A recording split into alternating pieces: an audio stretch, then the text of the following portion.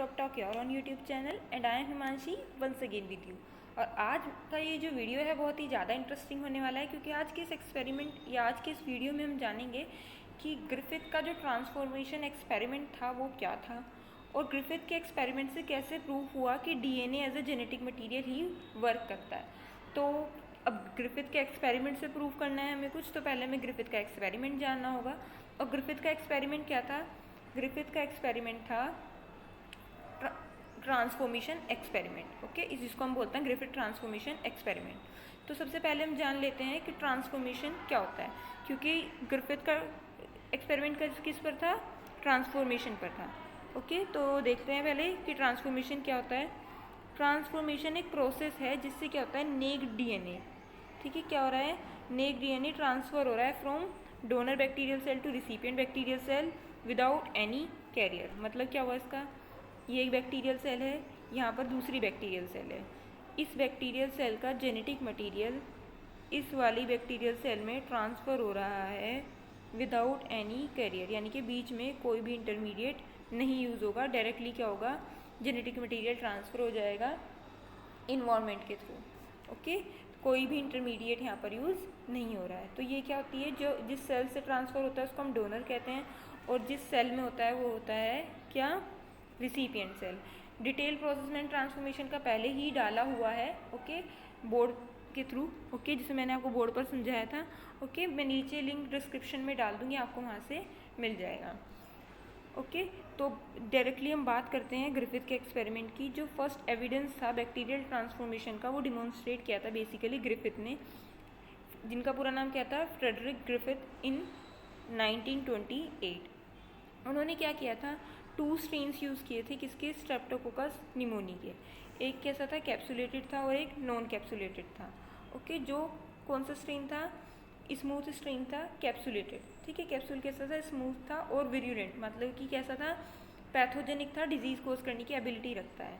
Okay, जो Streptococcus pneumoniae का smooth strain है वो कितने टाइप का होता है, 3 टाइप का होता है, S first, okay, S second और एस थर्ड।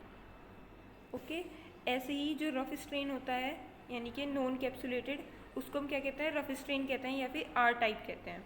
ये कैसा होता है, नॉन विरुलेंट, मतलब कि इसमें कोई भी पैथोजेनिक एबिलिटी नहीं होती है, यानी कि कोई भी डिजीज़ कोज करने की एबिलिटी इसमें नहीं होती है।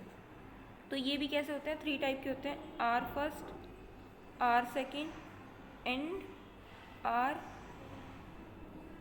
थर्ड। ओके, ये भी कितने टाइप का था, 3 टाइप का था।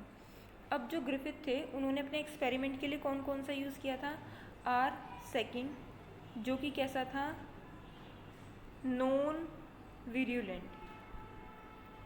हालांकि उन्होंने यूज़ तो सभी किए थे, बट हम जो रिज़ल्ट पढ़ते हैं आज वो किसका पढ़ते हैं, आर सेकेंड का पढ़ते हैं, और एस थर्ड टाइप का पढ़ते हैं, जो कि कैसा था, एस थर्ड कैसा था, विरुलेंट। तो उन्होंने जो एक्सपेरिमेंट हम मेजरली पढ़ रहे हैं, किसके पढ़ रहे हैं, आर सेकेंड के एंड आर थर्ड के। ओके, तो वापस से एक्सपेरिमेंट पे आते हैं हम लोग कि एक्सपेरिमेंट क्या था। तो यहाँ पर मैंने आपके, जिससे कि आपको अच्छे समझ में आया, लिखा हुआ है यहाँ पर, जो रफ स्ट्रेन था वो कैसा था, नॉन विरुलेंट, यानी कि जिसमें एबिलिटी नहीं थी कोई भी डिजीज़ कोज करने की। स्मूथ स्ट्रेन कैसा था, जो कैप्सुलेटेड था और विरुलेंट था, यानी कि जो डिजीज़ कोज कर रहा था। तो जब रफ वाला, यानी कि जिसमें एबिलिटी नहीं है डिजीज़ कोज करने की, उसमें को माइस में इंजेक्ट किया गया, तो माइस कैसी थी, लाइव थी। ओके, माइस पे कोई भी हार्मफुल इफेक्ट नहीं पड़ा और ना ही उसकी डेथ हुई। लेकिन जब स्मूथ स्ट्रेन, यानी कि वो स्ट्रेन जिसमें क्या एबिलिटी है, डिजीज़ कोज करने की एबिलिटी है, उसको इंजेक्ट किया गया माइस में, तो माइस कैसी क्या हो गई, डाई हो गई, यानी कि माइस की डेथ हो गई। अब नेक्स्ट वाला क्या था, जब जो स्मूथ स्ट्रेन है, यानी कि वो स्ट्रेन जिसमें डिजीज़ कोज करने की एबिलिटी है, इसको हीट किल्ड कर दिया गया, यानी कि हीट कर दिया गया, तो उसमें क्या हो गया, और उसको माइस में इंजेक्ट किया गया, तो माइस क्या थी, अभी भी रिमेन अलाइव थी, यानी कि माइस जिंदा थी अभी भी। जबकि हमने क्या डाला था, स्मूथ स्ट्रेन डाला था, लेकिन वो कैसा था, हीट किल्ड था। ओके, लास्ट वाले केस में हमने क्या किया, आर टाइप यानी कि रफ टाइप स्ट्रेन लिया, और हीट किल्ड स्मूथ टाइप, यानी कि आर सेकेंड कैसा लिया हमने, लाइव लिया, मतलब उसमें कोई भी हमने चेंजेस नहीं किए। लेकिन जो हमारा एस थर्ड था, इसमें क्या किया है हमने, इसको क्या कर दिया, हीट किल्ड कर दिया, ओके। और इसको कहाँ पे इंजेक्ट किया, माइस में इंजेक्ट किया।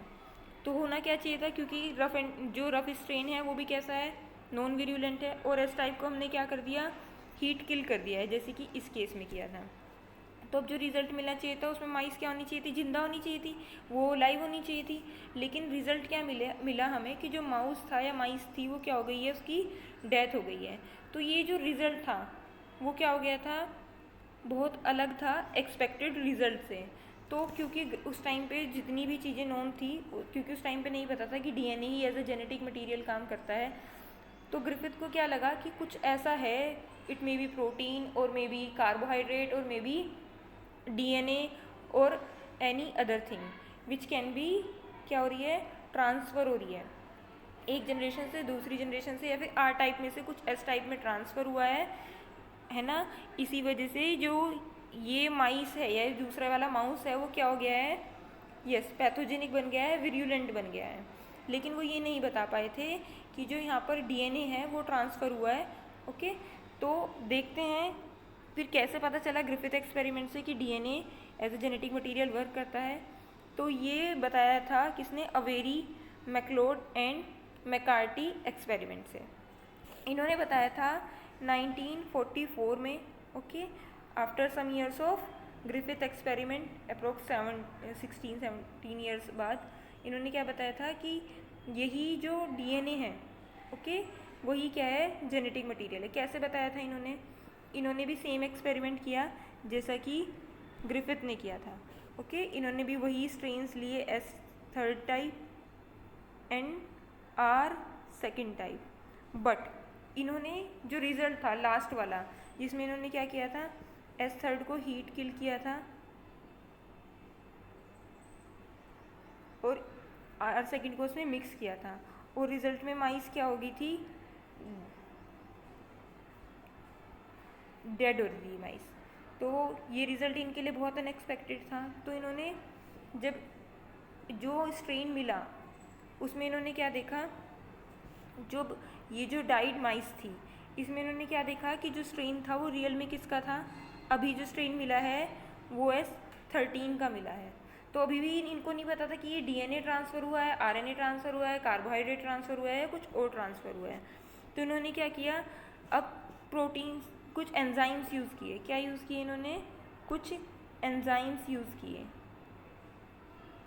ओके, जिससे कि क्या कर पाए, एक बार इन्होंने इनएक्टिवेट किया किसको, कार्बोहाइड्रेट को,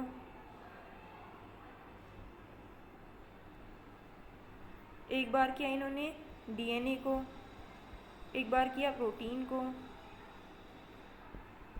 और एक बार आरएनए को, जिससे पता चल पाए कि कार्बोहाइड्रेट, डीएनए, प्रोटीन और आरएनए में से एक्चुअली में जेनेटिक मटेरियल है क्या, ओके। तो इसके लिए इन्होंने क्या किया, सबसे पहले ये देखिए,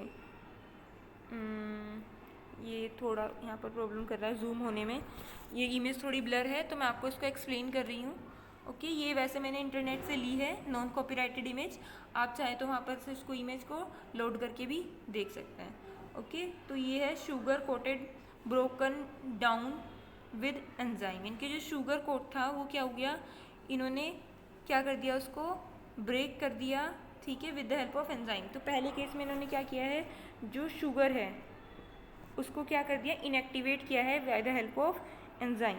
और फिर वही वाला एक्सपेरिमेंट किया, कौन सा, R second plus S third heat kill. तो इन्होंने देखा कि हमें जो रिज़ल्ट था बिल्कुल क्या मिला, सेम मिला, यानी कि अभी भी माइस किल हो रही थी। तो उन्हें समझ में आया कि शुगर के इनएक्टिवेट करने के बाद भी अगर माइस किल हो रही है तो sugar as a genetic material work नहीं कर रहा है। सेकंड वाले में इन्होंने क्या किया, प्रोटीन लिया, ओके, एक, और उसको डिग्रेड किया with the help of enzyme proteases, okay.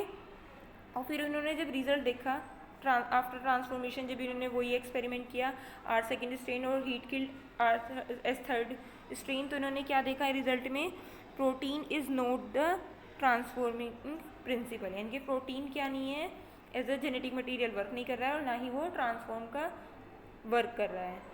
अगला एक्सपेरिमेंट था जब इन्होंने किसको इनएक्टिवेट किया, आरएनए को इनएक्टिवेट किया with the help of enzyme RNase, okay. और इस एक्सपेरिमेंट में भी ने क्या मिला, सेम रिजल्ट मिला। ओके। और लास्ट जो इन्होंने एक्सपेरिमेंट किया उसमें क्या लिया इन्होंने, डीएनएज एंजाइम लिया टू डिस्ट्रॉय डीएनए को डिस्ट्रॉय करने के लिए।